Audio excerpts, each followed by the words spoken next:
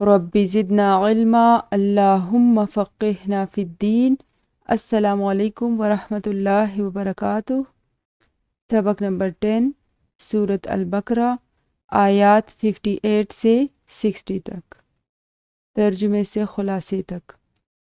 آیت نمبر 58، وَإِذْ، اور جب، قلنا، کہا ہم نے، ادخلوا، داخل ہو جاؤ، ہذہ، اس، القریۃ، بستی میں، وکلوا، پھر کھاؤ، منہا، اس میں سے، حیث شئتم، جہاں سے چاہو تم، رغداً، فراغت سے، وادخلوا، اور داخل ہو جاؤ، الباب، دروازے سے، سجداً، سجدہ کرتے ہوئے، وقولوا، اور کہو، حطۃ، حطۃ یعنی بخش دے، نغفر، ہم بخش دیں گے، لکم، تمہارے لیے، خطایاکم، خطائے تمہاری،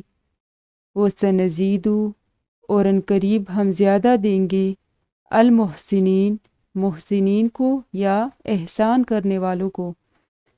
وبدل الذین، تو بدل ڈالا جنہوں نے، ظلموا، ظلم کیا، قولاً، بات کو، غیر الذی، سوائے اس کے جو، قیلا، کہی گئی تھی، لہم، ان سے، فانزلنا، تو اتارا ہم نے، علی الذین، ان پر جنہوں نے، ظلموا، ظلم کیا تھا، رجزاً، عذاب، من السماء، آسمان سے، بما کانوا، بوجہ اس کے جو تھے وہ، یفسقون، وہ نافرمانی کر دے۔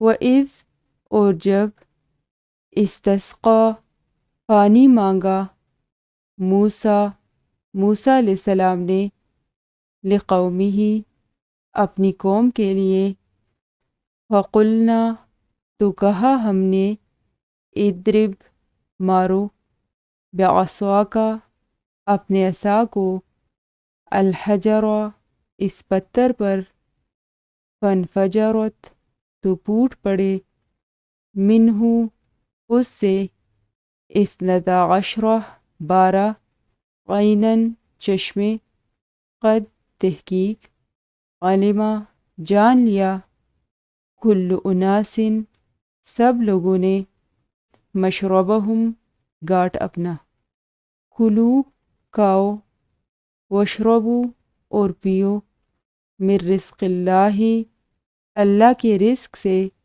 ولا، اور نہ، تعثوا، تم فساد کرو، فی الارض، زمین میں، مفسدین، مفسد بن کر۔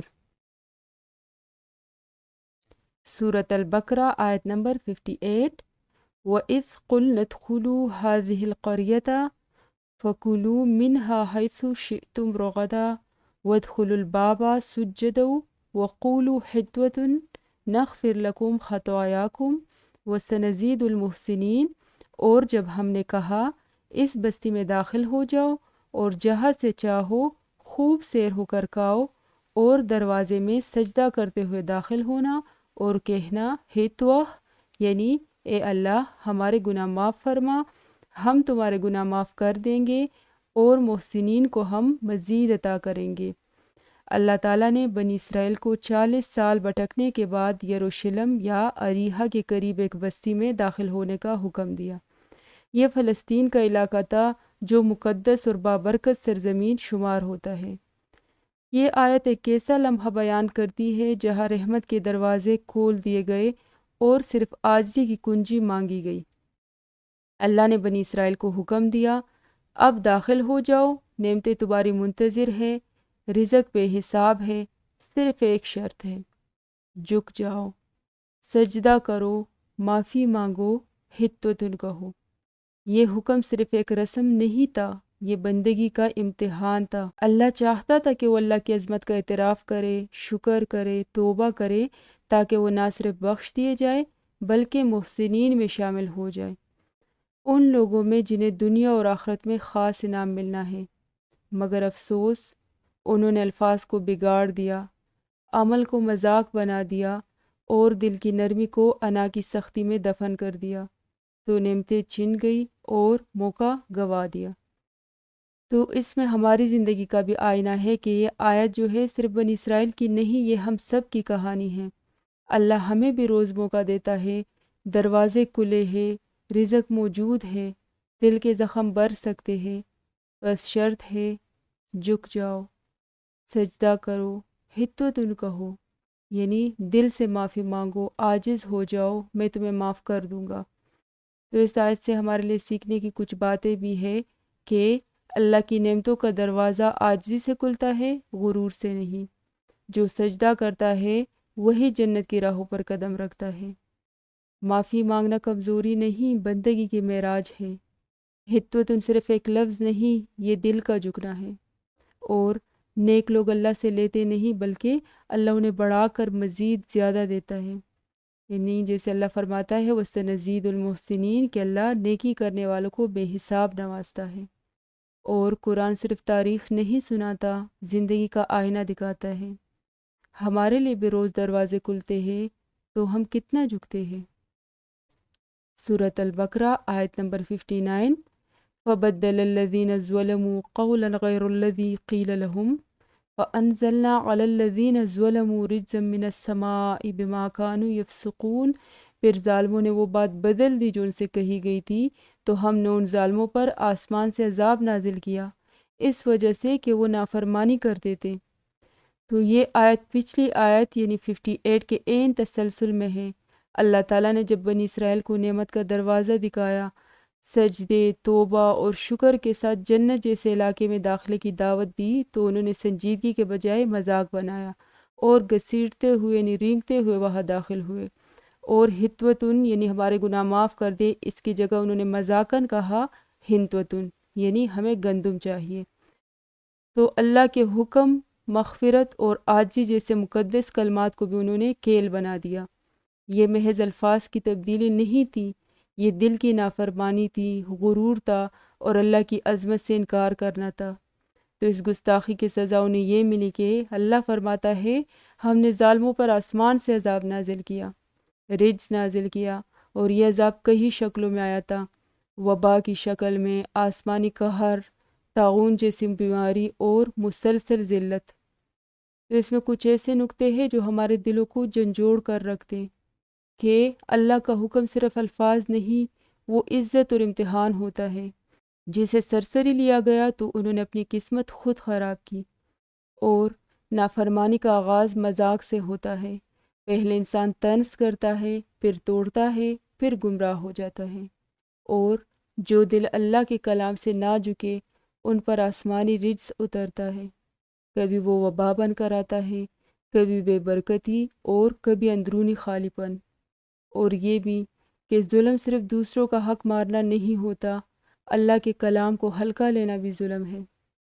اور قرآن کے الفاظ کو کبھی مت توڑو، یہ وہ روشنی ہے جو دل کو زندہ کرتی ہے۔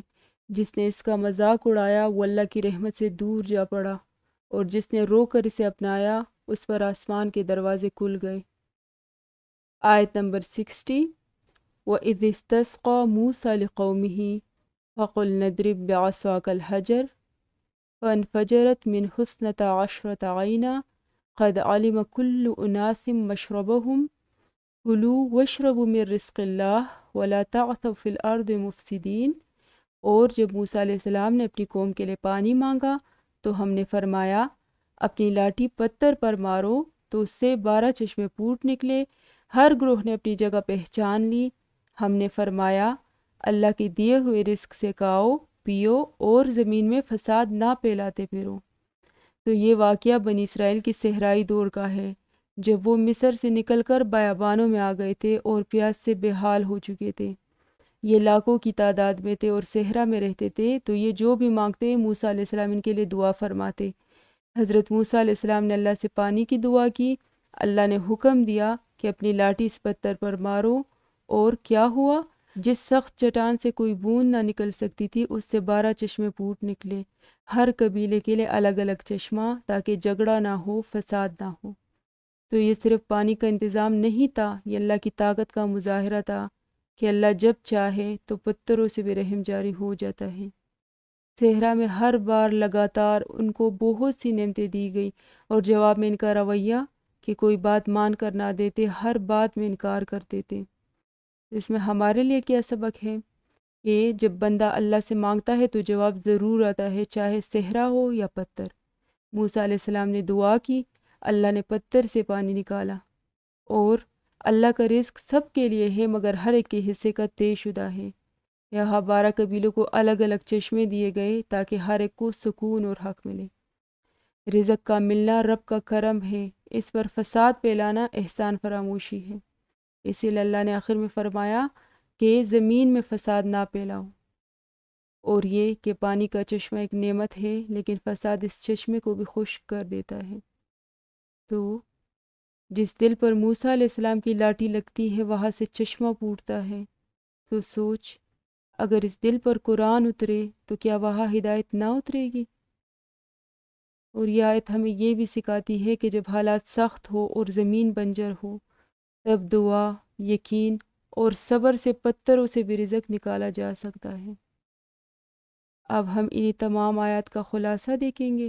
یہ اللہ تعالیٰ نے بنی اسرائیل کو ان نعمتوں کی یاد دہانی کروائی ہے اس میں جو اللہ نے ان پر نازل کی تھی، اور جب انہیں کہا گیا کہ اریحا جو یہ شہر ہے، مقدس شہر، اس میں عاجزی سے داخل ہو جاؤ، گناہوں کی معافی مانگو اور شکر کرو، تو یہ اللہ کی رحمت کا دروازہ تھا، جنت جیسا انعام انہیں دنیا میں دیا جانے والا تھا، مگر انہوں نے الفاظ بدل دیے، نافرمانی کی اور مذاق بنایا، جس کا نتیجہ یہ نکلا کہ اللہ نے آسمان سے عذاب نازل کیا، اور یہ عذاب ویسے ہی نہیں نازل ہوا تھا بلکہ انہوں نے نافرمانی کی تھی، خود پر خود ظلم کیا تھا۔